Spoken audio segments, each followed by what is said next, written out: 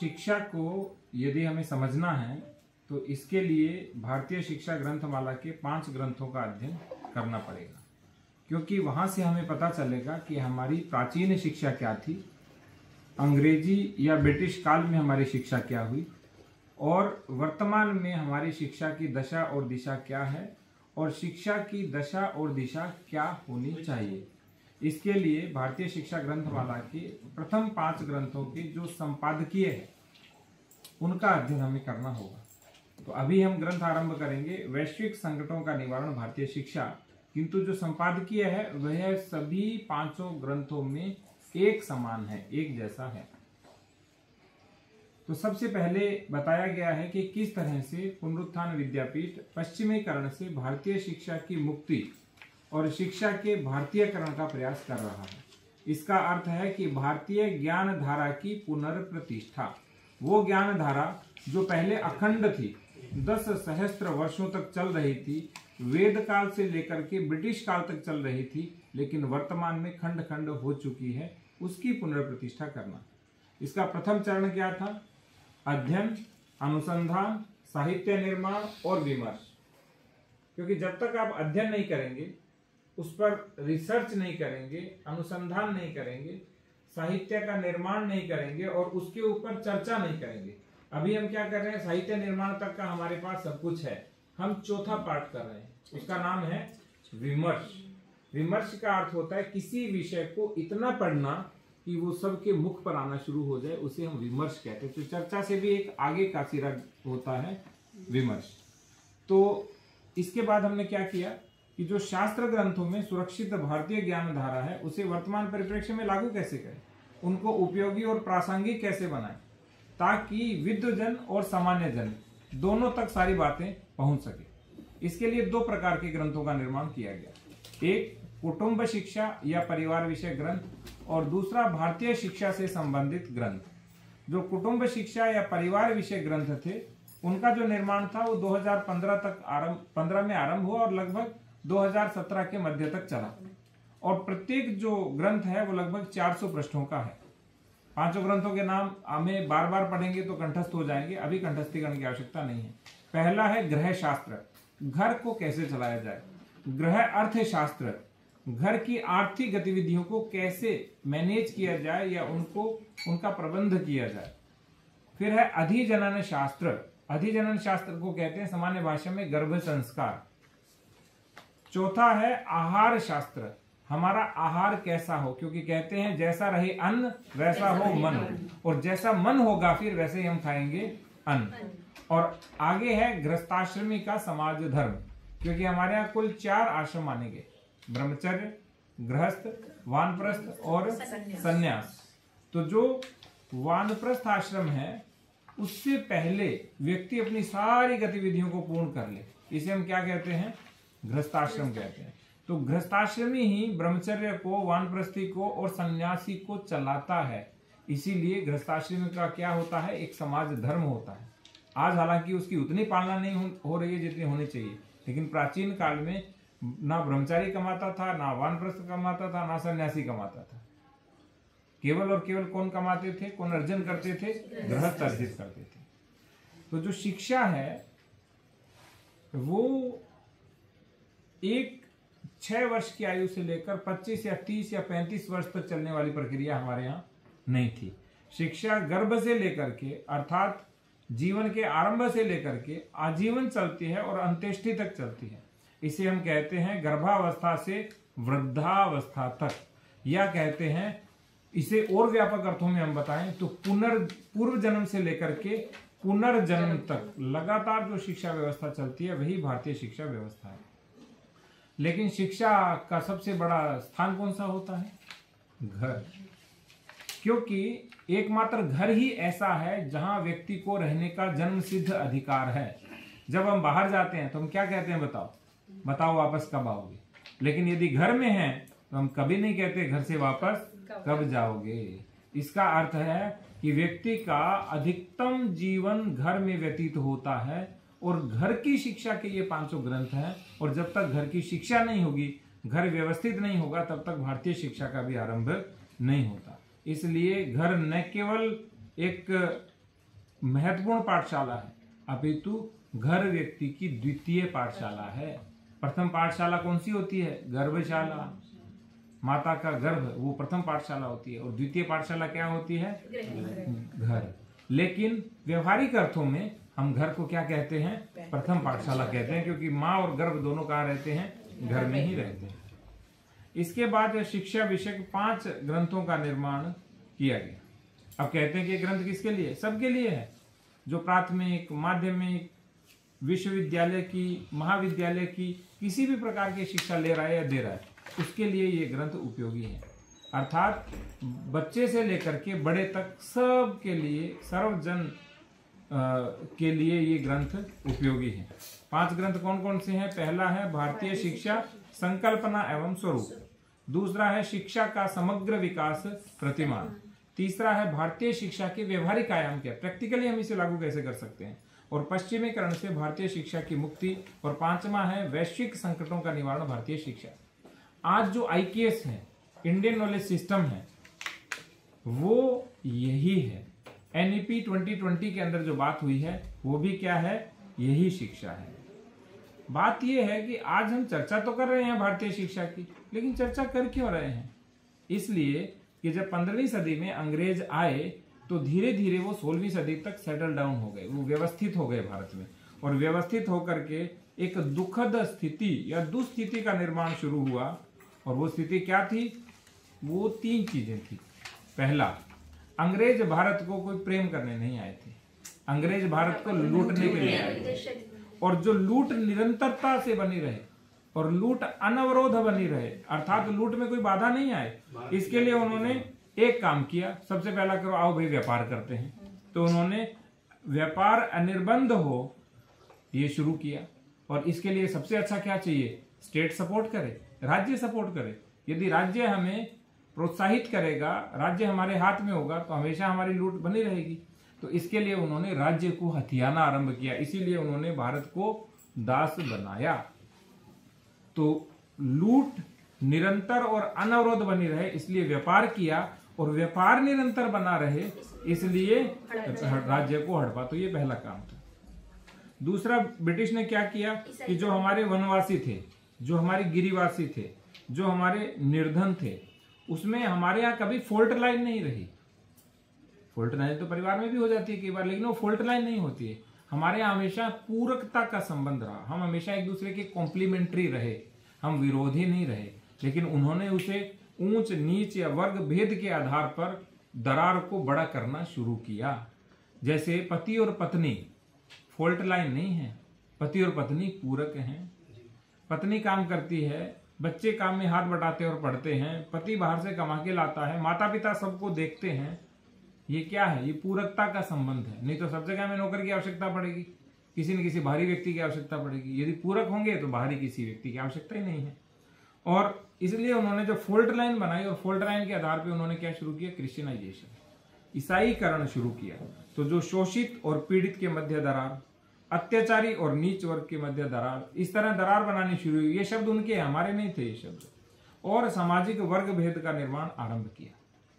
लेकिन उन्होंने सोचा इससे भी हम निरंतर नहीं रह सकते, तो एक काम करो, शरीर चाहे कैसा भी हो, लेकिन मनस ही परिवर्तित कर दो उनका पूरा। इसीलिए आपने सुना होगा कि अंग्रेज चले गए लेकिन काले अंग्रेज पीछे रह गए। तो इसका अर्थ क्या है? तीसरा कार्य उन्होंने क्या किया? पहला, लूट की निरंतरता बनाए रखने के लिए व्यापार और राज्य हथियाना, दूसरा ईसाईकरण, और तीसरा जो काम शुरू किया वो शुरू किया यूरोपीयकरण शिक्षा का। और शिक्षा का यूरोपीयकरण का आशय क्या था? कि जो भारत की शिक्षा है उसे बहुत घटिया दिखाना, ये स्तरीय शिक्षा नहीं है, और हम जो दे रहे हैं वो शिक्षा क्या है? स्तरीय शिक्षा है। ये सब कुछ धर्मपाल जी ने अपने जो 10 ग्रंथ हैं उसमें लिखा हुआ। यदि विस्तार से अध्ययन करेंगे तो डाटा एनालिसिस, जो आंकड़े हैं वो भी आपको इसके साथ में मिलेंगे। तो भारत को अभारत बनाने की वास्तव में प्रक्रिया कब आरंभ हुई? 1813 में आरंभ हुई थी। और ये योजना इतनी यशस्वी हुई, ऐसी यूरोपीय शिक्षा और हमारी सोच बनी कि आज भी हम निरंतर विपरीत दिशा में, उल्टी दिशा में जा रहे हैं और हमें लग भी नहीं रहा है कि हम विपरीत दिशा में, हमें लग रहा है नहीं, हम सही दिशा में जा रहे हैं। अब आवश्यकता क्या है? दिशा परिवर्तित करने की आवश्यकता है, क्योंकि कहते हैं ना, दिशाओं को बदलो तो किनारे बदल जाएंगे। दिशा को बदले बिना, उसे परिवर्तित किए बिना हमारा कोई प्रयास यशस्वी नहीं हो सकता। आप लड्डू के ऊपर यदि ड्राई फ्रूट रख देते हो तो लड्डू का स्वाद नहीं बदलेगा, बस एक एक्स्ट्रा स्वाद हमें मिलेगा। लेकिन लड्डू का स्वाद बदलना चाहते हो तो आपको पूरी रेसिपी में परिवर्तित करना पड़ेगा। पुनः बेसन, चीनी, घी इत्यादि की जो निर्माण प्रक्रिया है वो पुनः आरंभ करनी पड़ेगी। तो हमें लड्डू का स्वाद बदलना है तो लड्डू को क्या करना पड़ेगा? पुनः नए सिरे से बनाना आरंभ करना पड़ेगा। इसीलिए हमारे यहाँ NEP 2020 और IKS शुरू हुआ पूरे भारत में, इंडियन नॉलेज सिस्टम, भारतीय ज्ञान परंपरा। आज अच्छी शिक्षा की चर्चा सर्वत्र होती है। अच्छी शिक्षा किसे कहते हैं बताइए? अच्छी शिक्षा कहते हैं जहां पर वेतन अच्छा हो, बहुत चकाचक क्लासरूम हो, स्मार्ट क्लास हो, अधिकाधिक साधन की भरमार हो। जितने अधिक साधन वो उतनी अच्छी शिक्षा। अंग्रेजी में हो, ऊंचा शुल्क हो तो बहुत ही शिक्षा अच्छी, संगणक या कंप्यूटर हो तो और अच्छी शिक्षा, और आगे बढ़िया नौकरी मिल जाए, अच्छा पैकेज मिले, वो द बेस्ट नौकरी, उससे अच्छी कोई नौकरी नहीं। अब दूसरी ओर जाएं, भारतीय शिक्षा वाले क्या कहते हैं अच्छी शिक्षा क्या हो? वो कहते हैं कि वेद, वेदांत, वेदांग, षड दर्शन, वैदिक गणित ये हो तो अच्छी शिक्षा। लेकिन समस्या ये है कि दोनों ही तरह के लोगों के उत्तम विद्या केंद्र आज चल रहे हैं। अच्छे गुरुकुल भी चल रहे हैं, अच्छे इस शिक्षा के भी केंद्र चल रहे हैं। उत्तमोत्तम शिक्षा दोनों एक दूसरे को मानते हैं, लेकिन वास्तव में है ये दोनों जो चीजें हैं वो क्या हैं? बड़ी मजेदार कल्पनाएं हैं, और दोनों क्या हैं? एकांगी हैं। दोनों एक दूसरे की पूरक जब बनेगी तब शिक्षा क्या बनेगी? अच्छी शिक्षा बनेगी। अब चिंतन क्या होना चाहिए हमारा इस पे, कि दोनों उत्तम विद्या केंद्रों के नमूने एक साथ आएं और वे राष्ट्र और संसार की निरंतर बिगड़ रही स्थिति पर चिंतन करें, और जो संकट बढ़ते जा रहे हैं उसका चिंतन करें, और उसके बाद आगे किसके लिए आए? किस तरह से शिक्षा भारतीय हो और पश्चिमीकरण का भ्रामक और त्रुटिपूर्ण अर्थ हम वैश्वीकरण न समझें, इस पर हम विस्तार से चर्चा करें। तो अच्छी शिक्षा के पक्षधर क्या हैं? राष्ट्रीय शिक्षा की संकल्पना समझनी पड़ेगी। अच्छी शिक्षा वालों को क्या करना पड़ेगा? राष्ट्रीय या भारतीय शिक्षा को समझना पड़ेगा, और भारतीय शिक्षा का मात्र जो प्रयास कर रहे हैं उनको युगानुकूल शिक्षा की संकल्पना को समझना पड़ेगा। इसलिए सबसे पहले हमें क्या समझना पड़ेगा कि प्रत्येक राष्ट्र का एक स्वभाव होता है, वो स्वभाव उसका परिचय कराता है। जैसे मेरा स्वभाव मेरा परिचय कराएगा, आपका स्वभाव आपका परिचय कराएगा, और उसी स्वभाव के अनुसार उसका स्वधर्म भी निश्चित होता है। स्वधर्म क्या है? आपका अंदर का धर्म। यहाँ रिलीजन का आशय नहीं है, ना पंथ है, ना मजहब है, ना संप्रदाय है। धर्म का अर्थ है हमारी प्रकृति, हमारा स्वभाव, किस तरह से हम आचरण करते हैं। तो भारत का स्वधर्म, भारत की जीवन दृष्टि या भारत की विश्व दृष्टि क्या है? वो स्वामी विवेकानंद जी ने कहा था। वो कहा था कि भारत का जो स्वभाव है वो आध्यात्मिकता है, अर्थात जीवन और जगत में राष्ट्र की भूमिका, व्यक्ति की भूमिका जानना राष्ट्र और व्यक्ति का स्वधर्म है, और भारत का जो स्वभाव है वो अध्यात्म है। इसलिए भारत की जीवन शैली का जो केंद्र बिंदु है वो क्या है? आध्यात्मिकता। और आध्यात्मिकता का आशय केवल पूजा पाठ कर्मकांड नहीं है, ये कभी मत समझिएगा। आध्यात्मिकता का अर्थ है अपने, अधिक अर्थ है अपने अंदर के, आत्म का अर्थ है आत्म तत्व, सोल और आत्म तत्व अलग है। मैं इसको अनुवाद नहीं करूंगा, नहीं तो गड़बड़ी हो जाएगी। आत्म तत्व को अधिष्ठान मान करके संसार के सारे काम करना, ये क्या है? अध्यात्म है। तो पूजा पाठ कर्मकांड एक बहुत सूक्ष्माति सूक्ष्म अंश हो सकता है, मैं तो 1% से भी कम मानता हूं इसको, लेकिन आध्यात्मिकता क्या है? बहुत व्यापक अर्थ है जिसे आगे हम समझेंगे। तो इसका अर्थ क्या है? स्वधर्म के अनुसार जब राष्ट्र जीवन की सारी व्यवस्थाएं, संकल्पनाएं और संबंध बनते हैं, अर्थात स्वभाव, स्वधर्म, व्यवहार, व्यवस्थाएं, समझ, संबंध जब परस्पर अनुकूल और अनुरूप बनने लगे तो इसी को हम कहते हैं राष्ट्र की समग्र जीवन शैली।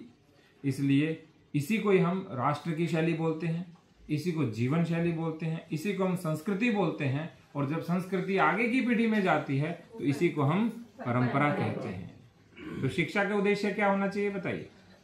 शिक्षा का जो मुख्य उद्देश्य है वो होना चाहिए पुरानी चीजों का आगे स्थानांतरण करना और उसमें अपडेशन करते जाना, उसको अद्यतन करते जाना। तो शिक्षा का जो एकमात्र साधन है या सुज्ञ मनुष्य का, शिक्षक का या आचार्य का जो सबसे बड़ा कार्य है वो क्या है? संस्कृति की परंपरा बनाए रखना और उसे खंडित नहीं होने देना और उसे निरंतर परिष्कृत करना। एक तो बनाए रखना, दूसरा खंडित या नष्ट नहीं होने देना, और तीसरा उसे निरंतर परिष्कृत करना। तो अच्छी शिक्षा और भारतीय शिक्षा के पक्षधरों को क्या काम करना चाहिए? हम दोनों का स्वागत कर रहे हैं। हम किसी को खराब भी नहीं मान रहे, किसी को अच्छा भी नहीं मान रहे, हम दोनों का स्वागत करते हैं। उनको कहते हैं कि आप राष्ट्रीय एवं व्यवहारिक आयामों का समग्रता से चिंतन करिए और भारतीय शिक्षा के विषय में जो NEP और IKS में लिखा हुआ है उसमें आगे बढ़िए। तो बड़ा वर्ग क्या कहता है हमारा आज कि वर्तमान ढांचे में ही भारतीय जीवन मूल्यों को जोड़ दो तो अच्छा हो जाएगा, जैसे शिक्षा में संस्कार जोड़ दो। ये प्रयास उपयोगी तो है, ऐसा नहीं है उपयोगी नहीं है। इसीलिए तो इतनी विपरीत परिस्थितियां होने पर भी आज भी भारत में भारत जीवित है, नहीं तो भारत में भारत जीवित कभी नहीं होता। और ऐसे असंख्य छोटे बड़े प्रयास भी चल रहे हैं। कोई कह रहा है कि मैं संस्कार केंद्र चला रहा हूँ, कोई कह रहा है मैं मूल्य आधारित शिक्षा चला रहा हूँ, कोई कह रहा है कि मैं नैतिक शिक्षा दे रहा हूँ। तो अलग अलग तरह से विचार चल रहे हैं, लेकिन वो पूर्ण नहीं है, वो आंशिक है। परंतु भारत को यदि भारत बनना है तो आमूल और संपूर्ण परिवर्तन की रूपरेखा हमारे पास हो।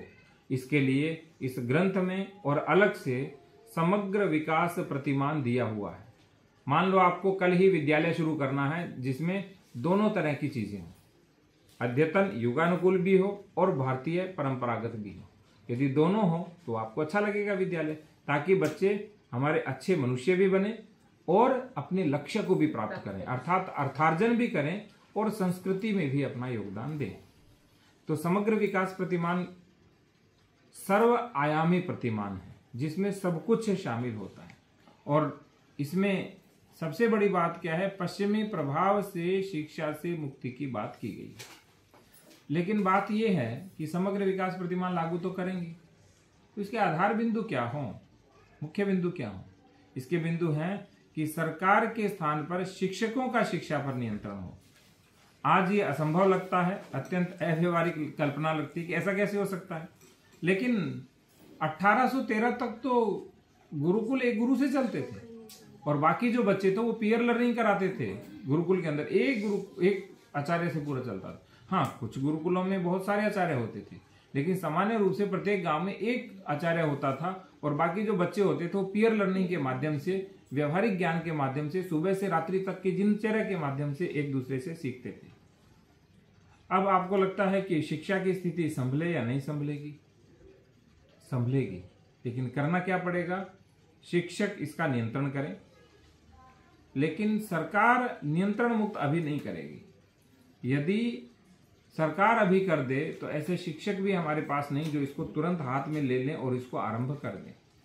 तो इसलिए हमारा दायित्व क्या है? पहला दायित्व कि हम इसका अध्ययन करें और समाज पूरा अध्ययन करे।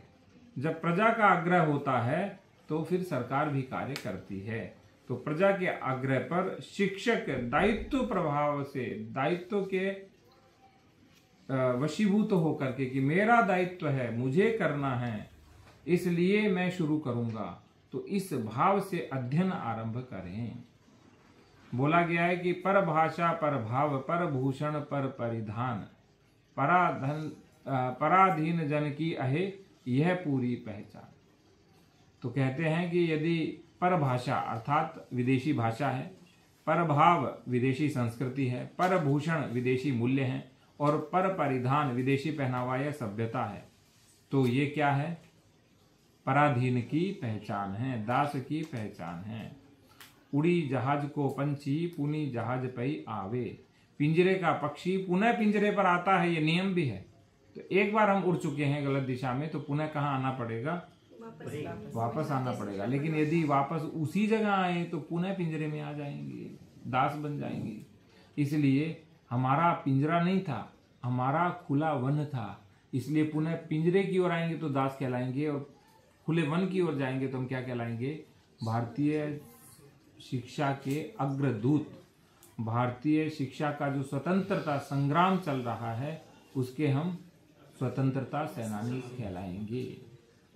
तो पहली क्या है? सबसे बड़ी पहली ये है कि ये महाकठिन लगता है। आज बात करते हैं कैसे हो सकता है, अनसुलझी है, सुलझ ही नहीं सकती है। तो शिक्षा का सर्वाधिकार शिक्षकों के पास हो, ये तो शिक्षक चाहते हैं, लेकिन प्रशासनिक अधिकार चाहते हैं। और सारे कर्तव्य, आर्थिक कर्तव्य सरकार के पास हो, अर्थात प्रशासनिक अधिकार हमारे पास, वित्तीय दायित्व सरकार के पास। तो आम जन या सामान्य व्यवहारिक भाषा में इसी को ही स्वायत्तता कहते हैं कि अब ऑटोनोमस हो गया। पर स्वायत्तता ऐसे नहीं होती है। इसमें शिक्षा की बात तो है ही नहीं। कोई भी शिक्षा, एक प्रशासन की बात कर रहा है, दूसरा वित्त की बात, शिक्षा की बात कोई भी नहीं कर रहा है। तो शिक्षा की बात दोनों में क्या हो गई है? गौण हो गई है। इसलिए सैद्धांतिक, व्यवहारिक और पारंपरिक दृष्टि से यह समीकरण असंभव सा प्रतीत होता है, नहीं होने वाला। तो इसका संकेत इस ग्रंथमाला में विस्तार से दिया गया है कि किस तरह से समग्रता से अध्ययन अध्यापन के साथ भवन रचना, पानी कचरे की निकासी, गणवेश, पर्यावरण रक्षा इत्यादि के माध्यम से, अर्थात हमारे पठन पाठन की विधि, पाठ्यक्रम, विषय वस्तु, दिनचर्या, ऋतुचर्या, जीवनचर्या, आहार, विहार, विचार, संस्कार, व्यवहार, निद्रा, खेल, व्यायाम, सत्संग, सेवा, संयम, अनुशासन, इन सभी बातों में परिवर्तन करके हम धीरे धीरे किसकी ओर बढ़ सकते हैं? भारतीय शिक्षा में बढ़ सकते हैं।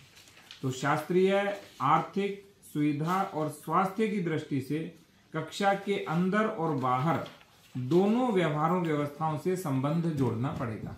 आज कक्षा कक्ष के अंदर तो पश्चिमी शिक्षा चल रही है और बाहर कहते हैं नहीं, सांस्कृतिक प्रोग्राम भारतीय होना चाहिए। तो ऐसा नहीं चलता है। दोनों का संबंध एक जैसा होना चाहिए। जब संबंध में विपरीतता होती है तो इसे हिपोक्रेट व्यक्तित्व का निर्माण होता है, पाखंडी का। चलो ठीक है, अंदर ये है, बाहर ये रहेगा। हमें ऐसा नहीं बनाना। हमें दोनों में एक रसता होनी चाहिए, एकात्मता होनी चाहिए। तो जो पश्चिम है वो अपनी दृष्टि से अपने आप को वैश्विक कहता है, और पश्चिम ने चिल्लाना शुरू किया, मैं ग्लोबल। तो हमने कहा अरे यही ग्लोबलाइजेशन है। अतः विचार सही क्या है, सही वैश्विकता क्या है, और भारत और पश्चिम की दृष्टि में अंतर क्या है, इसे हमें अच्छे से समझना पड़ेगा। तो आगे के 2 चरण बहुत ही कठिन हैं। पहला क्या है? पश्चिमीकरण से मुक्ति का स्वरूप क्या है। इसे समझने के लिए हमें बहुत पुरुषार्थ करना पड़ेगा, परिश्रम करना पड़ेगा, क्योंकि हम विपरीत दिशा में इतना दूर चले गए हैं कि सही मार्ग का छोटे से छोटा पड़ाव भी हमें अत्यंत अव्यवहारिक लगने लगा है। कैसे? निःशुल्क शिक्षा नहीं हो सकती, असंभव। साधन सामग्री नहीं हो, यदि स्मार्ट क्लास नहीं हो, शिक्षा असंभव। सरकारी नियंत्रण से मुक्ति असंभव, अंग्रेजी अध्ययन से मुक्ति असंभव। हमें सब चीजें क्या लगती है? अव्यवहारिक, इम्प्रैक्टिकल, असंभव, इम्पॉसिबल। अतः पहले चरण में क्या करना होगा कि पश्चिम से मुक्ति कहते किसको हैं, इसे हमें हृदयस्थ करना होगा और मस्तिष्कस्थ करना पड़ेगा, क्योंकि मस्तिष्कस्थ करने के ऊपर हम चीजों को एनालिसिस कर पाएंगे, उनका संश्लेषण विश्लेषण कर पाएंगे, और फिर इसके क्रियान्वयन की बात आएगी। इसीलिए बार बार हम कहते हैं कि सबसे पहले शिक्षक स्वाध्याय तो आरंभ करे, बिना अध्ययन के क्या कुछ संभव ही नहीं होगा। दूसरा चरण क्या है इसका? पश्चिमीकरण से मुक्त कर इसे भारतीय बनाना। तो पहले तो स्वयं के हृदयस्थ और मस्तिष्कस्थ करना, और फिर पश्चिमीकरण से पूरी तरह मुक्ति कर भारतीय बनाना। तो पर्याप्त अध्ययन करना पड़ेगा और विश्लेषण और समझ की अपेक्षा रहेगी। इसके बाद क्या होगा? भारतीय शिक्षा की भारत में प्रतिष्ठा होगी, भारत भारत बनेगा, और विश्व के संकट पश्चिमी शिक्षा के कारण है, क्योंकि वह शेष विश्व के लिए है ही नहीं, ये हमें पता चलेगा। अतः पश्चिम अपने लिए विनाशक है, दूसरों के लिए भी विनाशक है। इसलिए यदि विश्व को बचाना है तो विश्व को बचाने वाली भारतीय जीवन दृष्टि होनी चाहिए। अभी अभी एक बहुत बड़ा शोध आया है, मैं आपसे साझा भी करूंगा।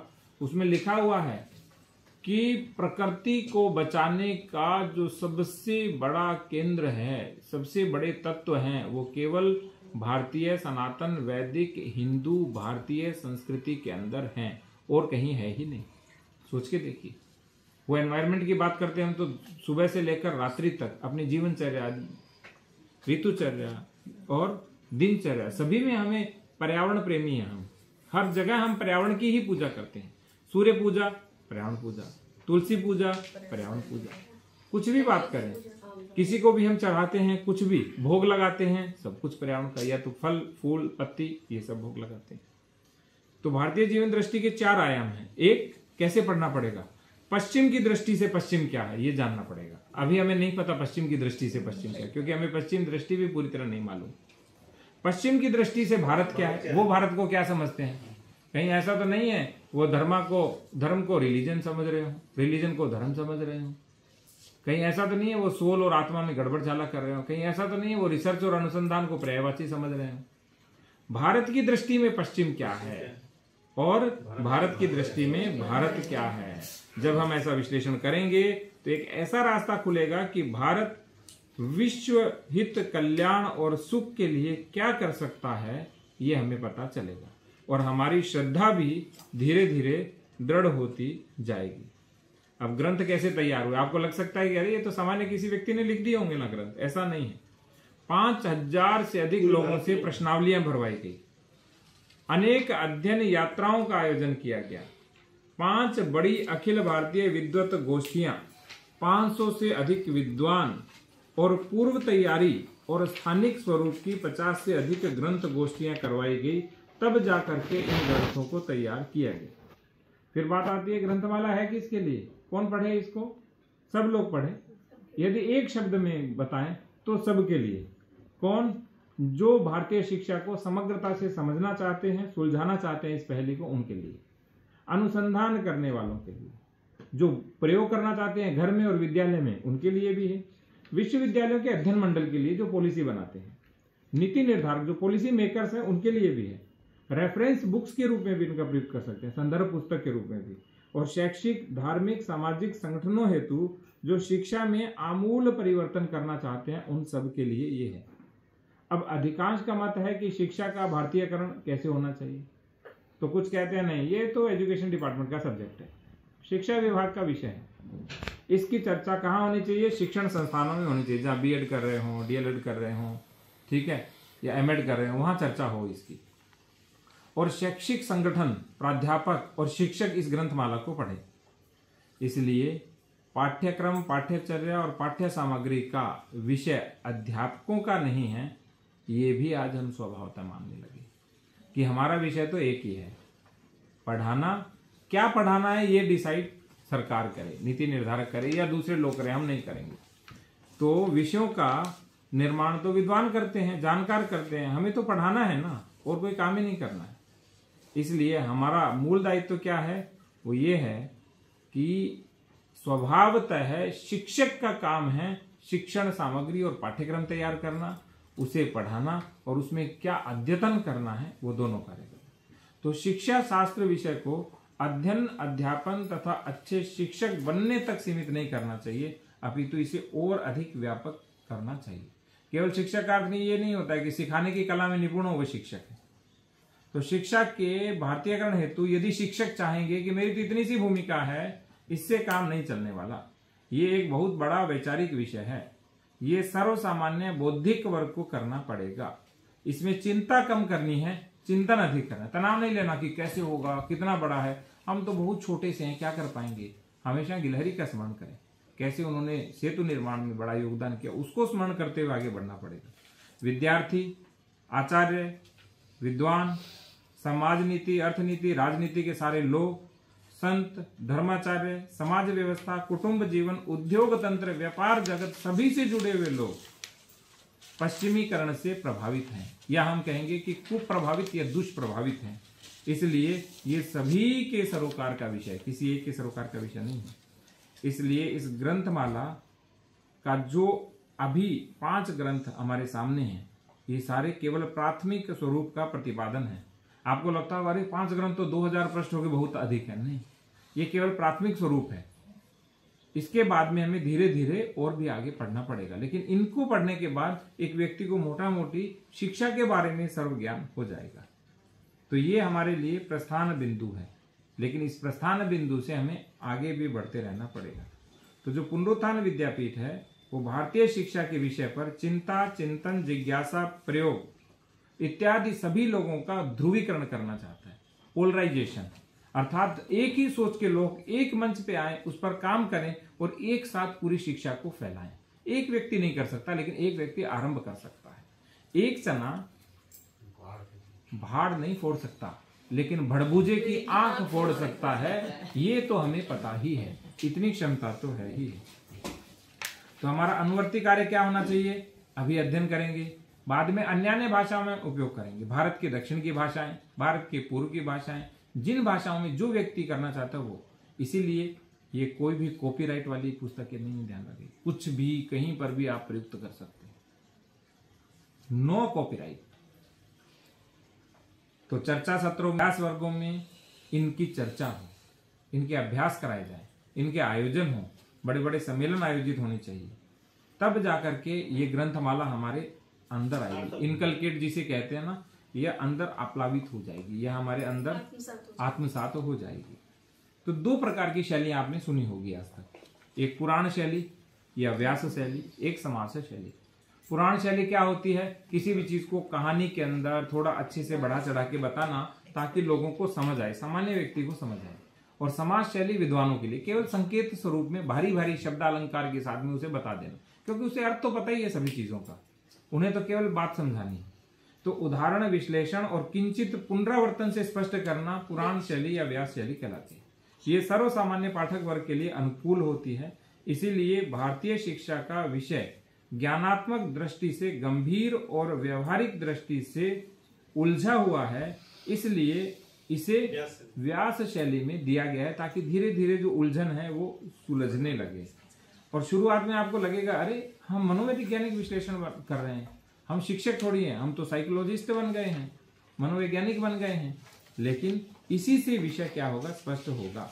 इसलिए आम जनमानस के लिए और सर्वसाधारण के लिए व्यास शैली सर्वथा उपयुक्त है। फिर आती है समास शैली। समास शैली क्या होता है, संक्षेप में बोलो, जानकार है उसको बताओ, जो संदर्भ का ज्ञाता है उसे बताओ, सद्यग्राही अर्थात तुरंत जो ग्रहण करने की क्षमता है उसे बताओ, उनके लिए अनुकूल है। और ऐसे लोग व्यास शैली से चिढ़ते भी हैं, क्या तुम मुझे विस्तार से क्यों बता रहे, मुझे तो सब पता है। लेकिन प्रत्येक ग्रंथ प्रत्येक व्यक्ति के लिए नहीं होता, इसीलिए दोनों तरह की शैलियों से इन ग्रंथों को लिखा गया है। अंत में जब संपादकीय पूर्ण होता है तो श्री ज्ञान सरस्वती मंदिर क्षेत्र बासर का महात्म्य भी लिखा हुआ है कि भारत में जो प्राचीन माँ सरस्वती के देव स्थल 2 हैं, उसमें जो सबसे पुराना माना जाता है वो वर्तमान में तेलंगाना में बासर है। बासर को व्यासर कहते थे क्योंकि भगवान वेद व्यास जी ने उसका निर्माण कराया था। तो जब कुरुक्षेत्र युद्ध से निराश और उदास होकर के महर्षि व्यास अपने पुत्र शुकदेव जी और अन्य जो अनुयायी थे उनके साथ दक्षिण में तीर्थ यात्रा की ओर चल पड़े, तो उन्होंने गोदावरी तट के निकट तप करने के लिए डेरा डाला और प्रतिदिन स्नान करने के उपरांत 3 मुट्ठी बालू लाते, उसमें हल्दी मिलाते और फिर 3 ढेर बना देते।